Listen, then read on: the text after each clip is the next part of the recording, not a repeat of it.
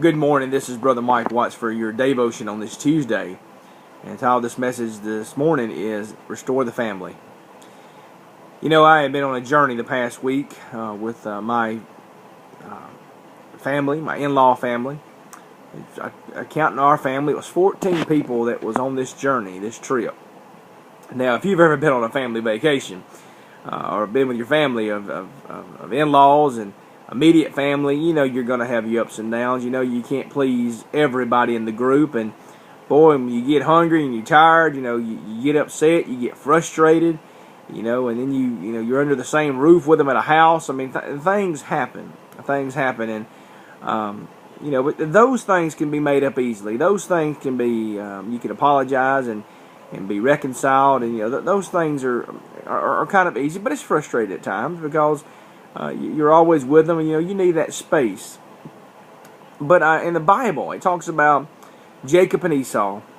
Now, Jacob had got Isaac's blessing earlier in the later parts of Genesis, and he got his blessing, and basically fooled him, and his mother fooled Isaac and thought it was Esau, and received the blessing. It was Esau's blessing, and Jacob tricked his father. So later on, Jacob goes into life, and he gets tricked by Laban. You know, he was supposed to work 7 years for Rachel, and Laban, the father of Rachel, tricked him and gave her the sister Leah. So it came around; he got tricked, and so Jacob's life was just, you know, he was tricked. He got tricked. He tricked, and he got tricked also, and you know, and things in life were happening, but he was also living with this guilt in a way, and afraid of his brother Esau. He thought Esau was going to come and just basically be on a manhunt for him and kill him, and he was afraid for his life. And so, in Genesis chapter 32, that's when Jacob has an encounter with God, and he wrestles all night with the Lord, the angel of the Lord. And then in Genesis chapter 33, it talks about Esau and Jacob, the family, being reconciled. It says in chapter 33, and Jacob lifted up his eyes and looked, and behold, Esau came, and with him 400 men.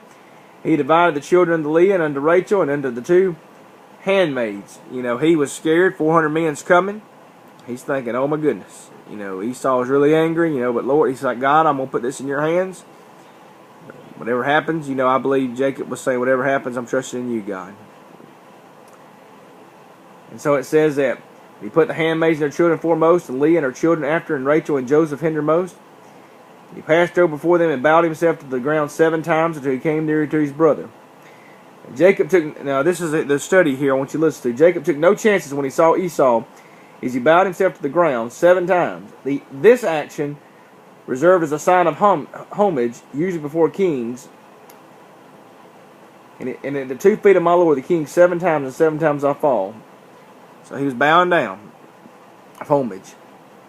In the verse number 4, and Esau ran to meet him and embraced him and fell on his neck and kissed him, and they wept, and lifted up his eyes and saw the women and the children, and said, who are those with thee? He said, the children which God hath graciously given thy servant. Then the handmaids came near, and they and their children, and they bowed themselves, and Leah also with the children came near and bowed themselves, and after came Joseph near, and Rachel, and they bowed themselves. And he said, what meanest thou by all this drove which I met? He said, these are 2 fine grace in the sight of my Lord. And Esau said, I have enough, my brother, keep thou hast thyself.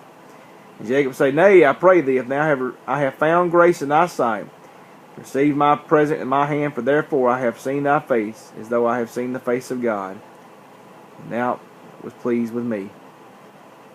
Take, I pray thee, my blessing that is brought to thee, because God hath dealt gracious with me, because I have enough. And he urged him, and he took off.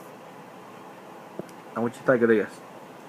Jacob had the encounter with God, and the family was reconciled. Maybe in your family today, maybe you're separated from a spouse. Maybe you've been divorced. Maybe you said some things to your husband or wife or kids, and you don't think there's no reconciliation. Before Jacob could reconcile with Esau, he had to have an encounter with God. And maybe today you got problems in your family. Maybe you got a problem with a brother or sister or somebody. Today I encourage you to have an encounter with God, to wrestle with the Lord, wrestle in His Word. Wrestle with Him.